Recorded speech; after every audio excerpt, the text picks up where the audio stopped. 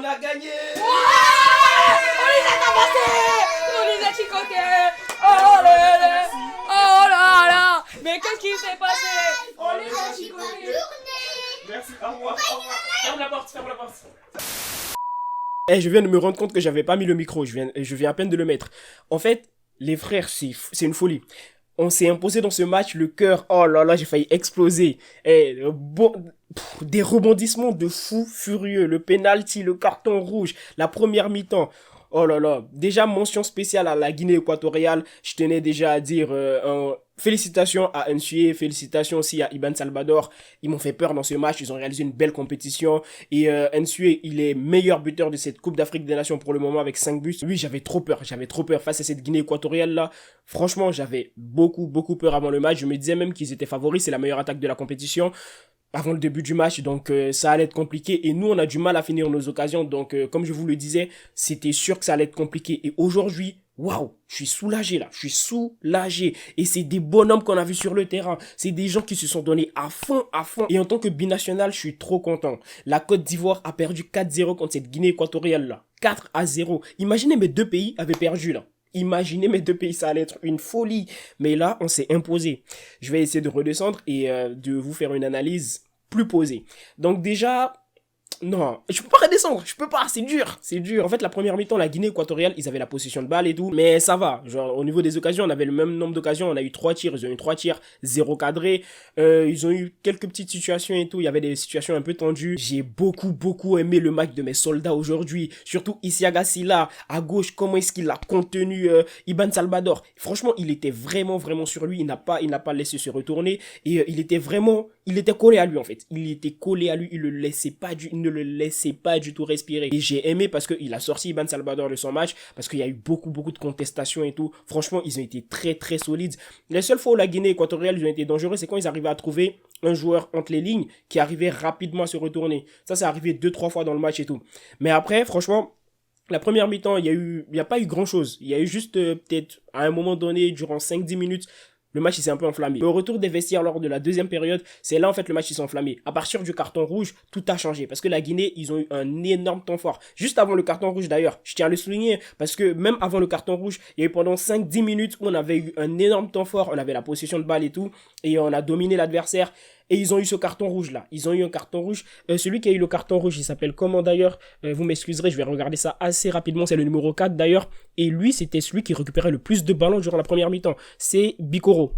Il récupérait énormément de ballons en première mi-temps. Je sais pas, il en a récupéré combien, mais il en a récupéré pas mal du tout.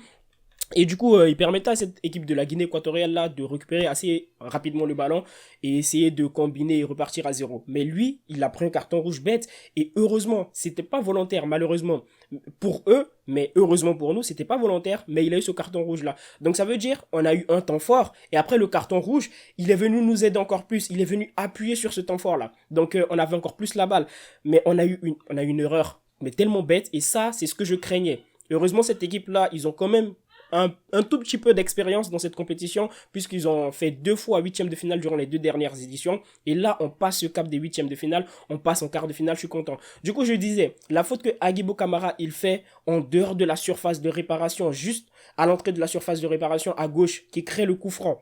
Je me suis dit, mais c'est une faute bête parce que c'est bien d'avoir de l'intensité, c'est bien, ok, mais on a un carton rouge, on a un avantage, l'adversaire a un carton rouge, nous on est plutôt en bonne posture dans le match, faut juste le cadrer, faut juste l'empêcher de centrer. Mais là, il est venu avec de la combativité, de l'envie, c'est bien, oui, mais doucement frérot, je t'aime, t'as fait un bon match. Mais là, il a été trop dur sur lui et il fait la faute, c'est sur la même faute, il y a un coup franc dangereux, il fait le centre et même avant le coup franc, j'avais trop peur. Il fait le centre et tout, Ibn Salvador, très malin qu'il est, il passe juste devant. Un petit tacle, on le tape par derrière, c'était obligé. Là, il y avait pénalty à 100%. Et franchement, là, mon cœur, il n'était plus en place. J'avais tellement peur, mais j'espérais quand même qu'il rate ce pénalty. Heureusement, Nsue, il met le pénalty sur le poteau.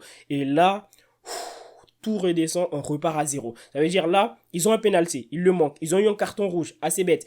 On a un temps fort. Il fallait juste profiter de ce temps fort-là. Mais le problème avec cette Guinée, c'est quoi? C'est la finition. On a un problème à la finition. Mais je kiffe trop notre 4-4-2. On est très solide, on est très compact. Souvent, on a des sauts de concentration, ce qu'il faut régler. Mais j'aime la combativité, j'aime l'harmonie qu'il y a dans cette équipe. Et je tiens aussi à souligner le latéral droit. Diakité, tu m'as conquis Diakité. Durant tout le match, il était exceptionnel sur son côté.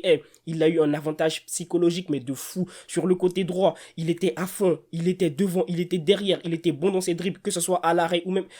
Il était exceptionnel. C'est aujourd'hui que j'ai vraiment vu de quoi il était capable. Il m'a surpris et c'est lui à la passe décisive. C'est lui à la passe décisive à la dernière minute. Un centre coupé par Mohamed Bayo. Merci Mohamed. Merci Bayo. Depuis le début de la compétition, il est en pleine forme. Il réalise un bon tournoi. Il y a eu aussi l'entrée de Serhou Guirassy. Malheureusement, il a eu juste une tête qui a été claquée par le gardien. On a eu aussi...